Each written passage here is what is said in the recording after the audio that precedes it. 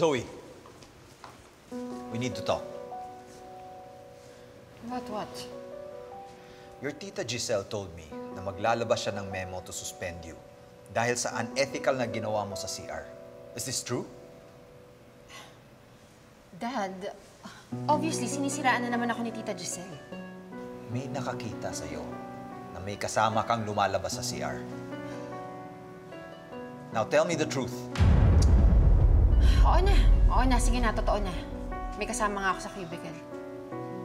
What were you thinking? Alam mo ba kung ano pwedeng mangyari sa'yo? Hindi mo ba naisip kung anong repercussion sa ginawa mo? Eh, ikaw, Dad.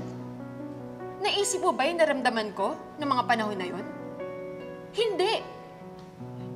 Kasi masyado kang busy kala Annalyn at Tita Lynette. As if sila lang yung pamilya mo. As if sila lang yung apektado sa mga nangyari. Dad, I lost a mother. I was grieving alone. Kaya kung sino man yung kasama ko sa cubicle na yun, thankful ako sa kanya. Kasi kahit papaano, he tried to comfort me. He was there for me, easing my pain. Eh, ikaw, nasan ka noong mga panahon na yun? Pero mali pa rin yung ginawa mo. Sinisira mo yung karir mo at reputasyon mo dahil lang doon. At huwag mo gawing excuse ang pagluluksa mo para gumawa ng mali. So, anong gusto mo? Tanggalin ako dito sa Apex? Sige, go ahead! Supportahan mo si Tita Giselle. Mas patunayan mo sa akin na wala kang pakialam sa akin. That's not true. Kung wala akong pakialam sa'yo, hindi na kita kinakausap. I'm trying to save you here para hindi masira at mawala lahat ng pinaghirapan mo. But you have to help me. Kailangan mo to harapin ng maayos. Sino ba yung lalaking yun? Is he a doctor here? Is he your boyfriend?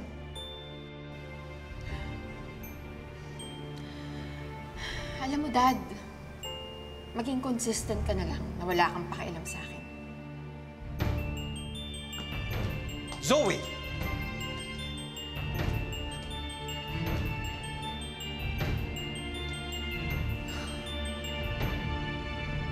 Have some coffee, Lynette. Salamat po. Ano ba ang ginagawa mo nga dito sa Apex? Dadaanan ko lang po si Annalyn. I heard nagkasagutan daw kayo ni Obeng dahil sa plano ni Harry para kay Carlos. O ba yun?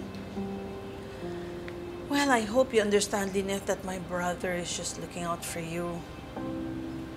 But, on the other hand, I totally get you too. You know, Lynette, you've been through a lot. And I think this time, you should really think about yourself.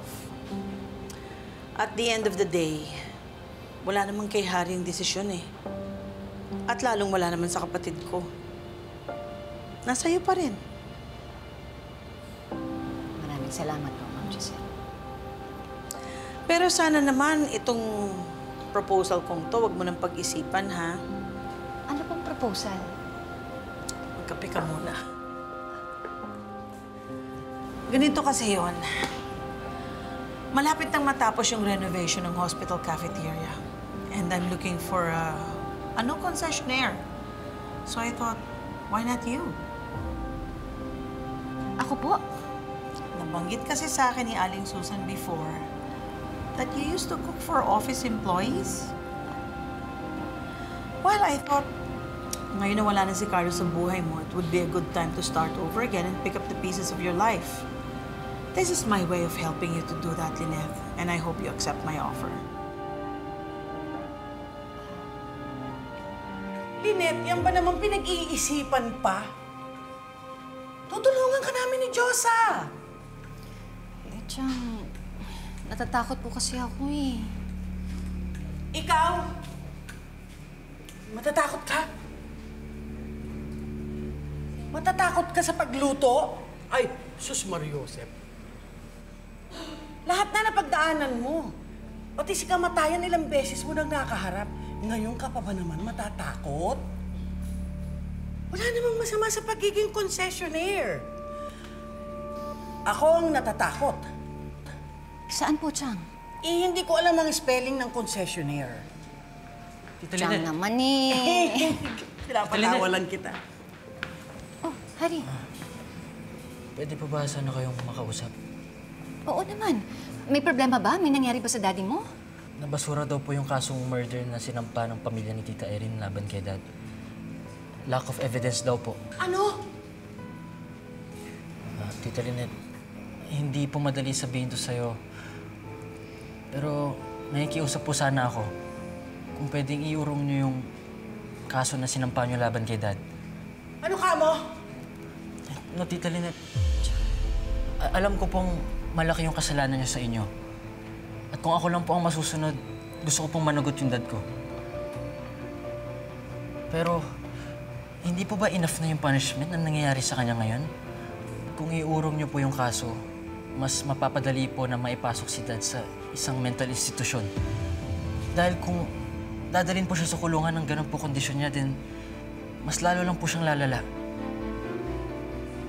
Please, Tita Lynette, makaawa po ako sa inyo.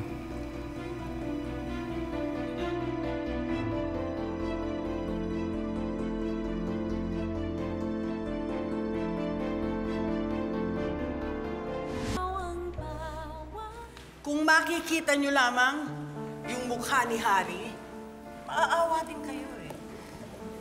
Ay, hirap na siya doon sa nangyayari sa tatay niya. Oo. Naku, imanay ba naman natin na ginagamit lang ni Doc Carlos si Harry para makuha niya yung gusto niya? Paano naman po mangyayari yun, Ninang? Eh, mentally unstable nga po si Doc Carlos. Malay ba natin na totoo yun? Alam niyo, Ninang, nahuli ko po si Doc Carlos eh. Kausap niya po sa cellphone si Ma'am Moira. Pero nung kinuha ko po yung cellphone, wala naman po pala talaga siyang kausap. Sa totoo lang po, nakakaawa na rin po talaga si Doc Carlos. Alam niyo, kung pagbibigyan ko si Harry, parang na rin hinayaan ko na hindi mapagbayaran ni Carlos lahat ng kasalanan niya sa akin. Tama. Deserve niya makulong, no? Nakalusot na nga siya sa ginawa niya kay Erin, di ba? At kung magdusa man si Doc Carlos dahil may problema siya sa kanyang pag-iisip, Lynette, hindi mo na problema yon. At kung hindi mo man mapagbigyan ang hiling sa'yo ni Harry, eh wala din naman siya sa posisyon para sumama yung loob sa'yo, Lynette. Basta, Nay, kung ano man po yung magiging desisyon mo, rerespetuhin po namin yun. Alam din naman po namin na kung ano po yung magiging desisyon mo, eh, yun po yung makakabuti para sa lahat.